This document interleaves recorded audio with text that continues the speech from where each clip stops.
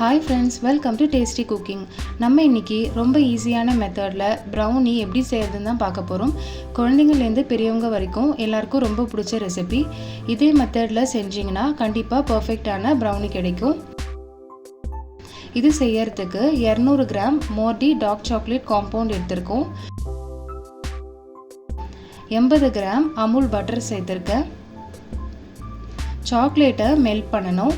அதுக்கு double boiling மெத்தடில் முதல்ல தண்ணி சூடு பண்ண வச்சிடலாம். அது மேலே இந்த சாக்லேட்டையும் பட்டரையும் வச்சுருங்க.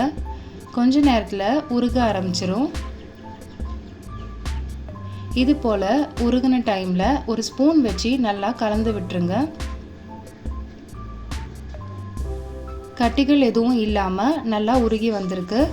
இப்போ இதை சூடார வச்சிடலாம்.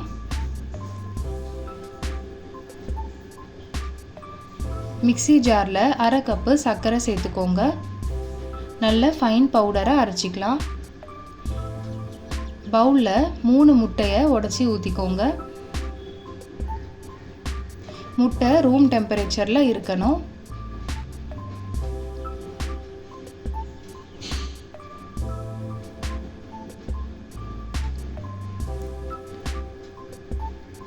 நம்ம ஏற்கனவே பொடி பண்ணி வச்சிருக்கிற சர்க்கரையை சேர்த்துக்கலாம்.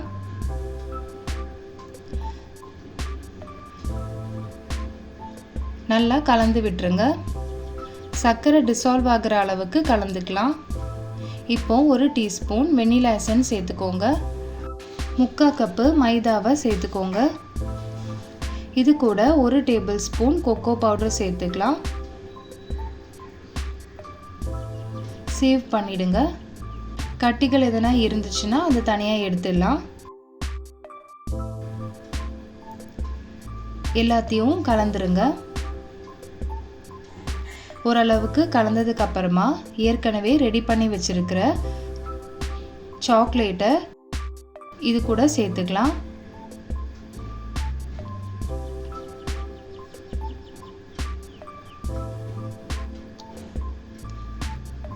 சேர்த்துட்டு மிக்ஸ் பண்ணிக்கோங்க.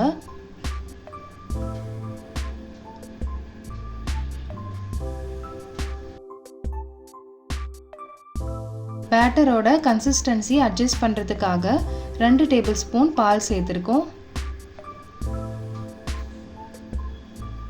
சேர்த்துட்டு மிக்ஸ் பண்ணிக்கலாம். ஓவர் மிக்சிங் செய்ய வேண்டாம், அப்போ ப்ரௌனி ஹார்டாக வாய்ப்பு இருக்குது.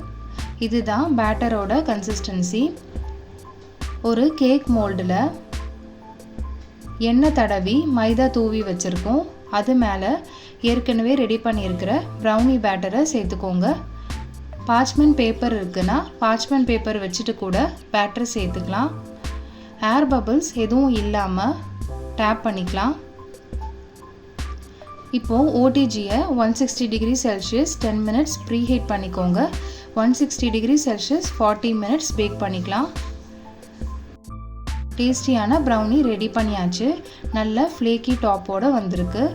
எந்த ஷேப் வேணுமோ கட் பண்ணிக்கலாம்.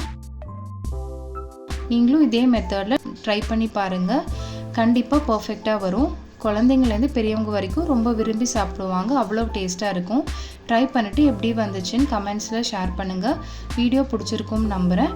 டேஸ்டி குக்கிங் சேனலை மறக்காமல் லைக் அண்ட் சப்ஸ்கிரைப் பண்ணிக்கோங்க. தேங்க்யூ.